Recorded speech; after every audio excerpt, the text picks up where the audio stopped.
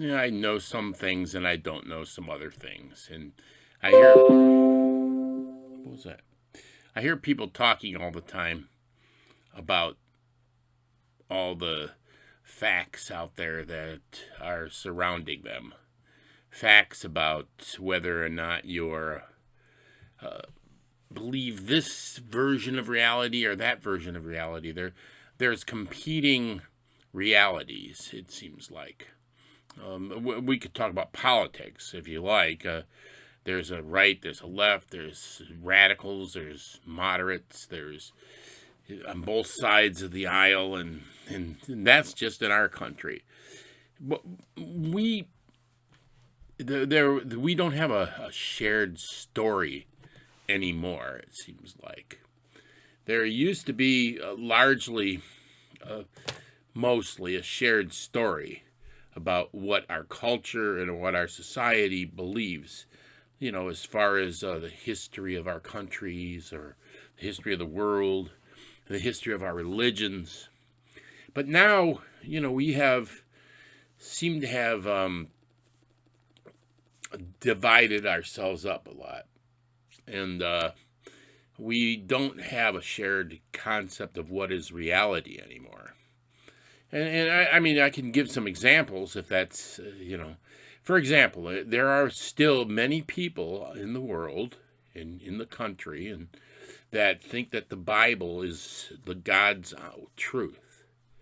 So they believe in things like, the world is 5,000 years old, and that Noah and the ark existed, and God created all things in 6 days, and that was 6 days. And then there are other people who believe in, things like evolution, which says that the life on Earth has been evolving for about 1 billion years, which is a long time, and it takes a tiny little sifting process of the survival of the fittest, so that different species come about as a result of long-term isolation from other similar species and so forth.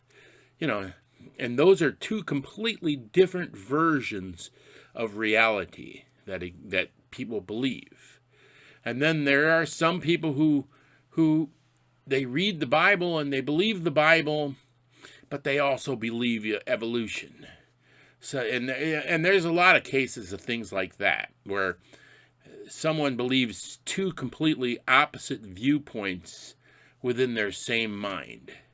And I feel that with the way modern world is now, you don't receive as few signals. If you were, let's say we took a look at like 1950, which was, I don't know how many years ago, 80 years ago, something like that, 70 years ago, 1950. In those days, they had television coming out. They had radio. Everybody read the same newspapers, and there was 3 networks, and there was the government, and we followed the government, what they said. And you were either a well-read person or not a well-read person, but you had the same pretty much pieces of information being given to you in the U.S. as everyone else. So there were there were differences of opinion and so forth. Nowadays there are, this goes for media of all sorts, and there are new forms of media that exist that I don't even touch. Whether I'm talking about video games or online websites. There are 1,000 online websites with 1,000 different viewpoints, and then there are, instead of 3 television networks like there used to be, there's like 80 television networks and news networks, so that anybody with a few bucks or a television studio can start their own network and put out their own information and how this information is assimilated and propagated is a matter of how many people are looking at it, I suppose. But my point being is that there's so many different sources of information. You could still read books, and they have podcasts, and they have audio books, and they're, you can drive to work and listen to a book on the way to work, or things like that there. There's just an endless number of media outlets with different opinions, and it seems like the number of opinions seem to be spreading outward. And there's a hard ability, it's difficult nowadays to tell how accurate different truths are. That's the thing that's weird about it. There's you can't tell if somebody's lying, because if they tell one person tells if it's a good lie, meaning that it's got some complexity to it or something, or it has some pieces of truth to stick into it, and then if that lie is repeated and all of a sudden they need more content than others, other media sources, they copy your lie and they put it out. It becomes like what they call a meme, which is something Richard Dawkins invented a few years back.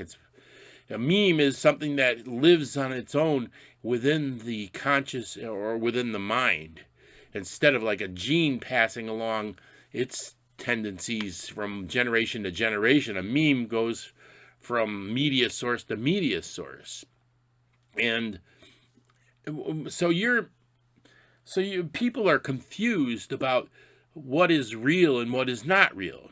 So, I have my own guidelines that I try to go with on these, what is real and what is not real. And that means that I have levels of reality, levels of consciousness, you could say. In the Buddhist principle, they have 7 streams of consciousness, which I guess I sort of understand, which means that there's 7 ways of looking at things. But I think in my life, I have levels of consciousness, levels of reality that I follow. So the lowest level of reality is your physical reality. Not looking at any cameras or any television screens or any media whatsoever, just walking around looking at things in the neighborhood, in the woods, or on the street, and you don't read any, you just look at people and things as they are physically, and the air, you look up in the sky, and that's one level of reality. It's like what a raccoon might see, an animal reality. And I think that is one of the more reliable realities. You don't trust anything anybody tells you. You don't trust anything that comes off of any media source, whether it be a book or a television or a radio or beamed into your head. I don't know. No media source whatsoever can be trusted. No word of mouth can be trusted. Just your personal observations can be trusted. That's one form of consciousness.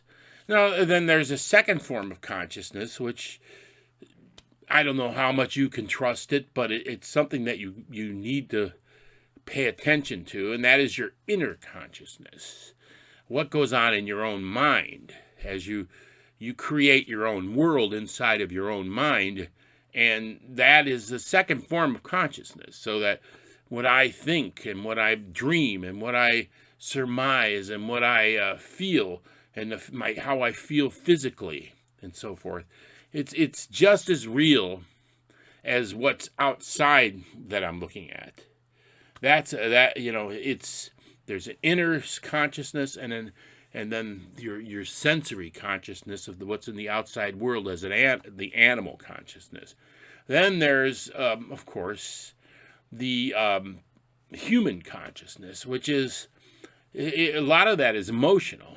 That is how you react with each other, how you converse with each other, the tone of voice. A lot of times when I'm listening to people, I don't listen to the words they say. I don't know if everybody else does this or not, I listen to the sound of their voice a lot of times and the motions of their body. That's another level of consciousness. It's like, talking like, that's one way. I hear that. I don't hear what they're saying. I hear their tone of voice. That's another one, You don't hear what they're saying, you just hear the way they're saying it. In other words, that's an emotional level of consciousness that exists with other people. It has nothing to do with what they're actually saying. And then there's what they're actually saying, which is a lot of times a game. If you read Wittgenstein and all that, the words are a game. They play. I'm trying to manipulate a situation by manipulating words to other people, and then if I can possibly do that, then I'm winning at the game. So, and that goes. I'm talking just if you're talking to real, living, breathing human beings. I'm not talking about even the media. The media is much more. All right. So we'll go from that. So now we're at 1, 2, 3, 4 levels of consciousness, and then there's of course that's 5 levels. Then there's the media. Let's talk about getting into the media. There's levels of consciousness within media. There's the type of consciousness that exists in what is an analytical version of the media. That is, if you read a book, I have this book over here, The Rise and the Fall of the Third Reich. I'm reading it for the second time now, which is an analytical analysis of the Nazi growth and within Germany during the 30s and into the 40s. And, that's a very analytical analysis. Then there's the emotional analysis. Well, they also have, there's fiction and there's nonfiction, of course. This is nonfiction. Fiction is another level of consciousness beyond nonfiction. And then there's, of course, the media.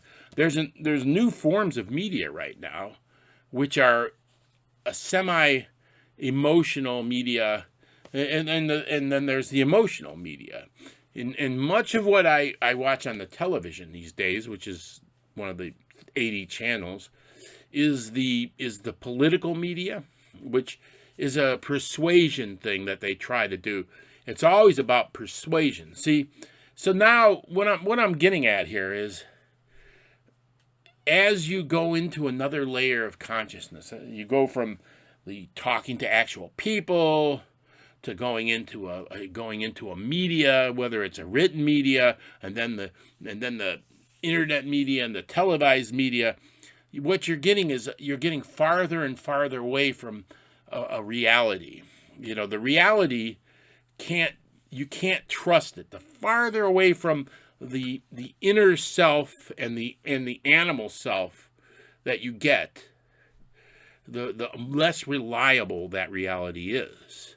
So that's what people need to understand. We need to learn as a culture, learn as individuals, and the educated people need to understand how to navigate these alternate realities, which are, as they go farther and farther out, believe me, they're less and less reliable.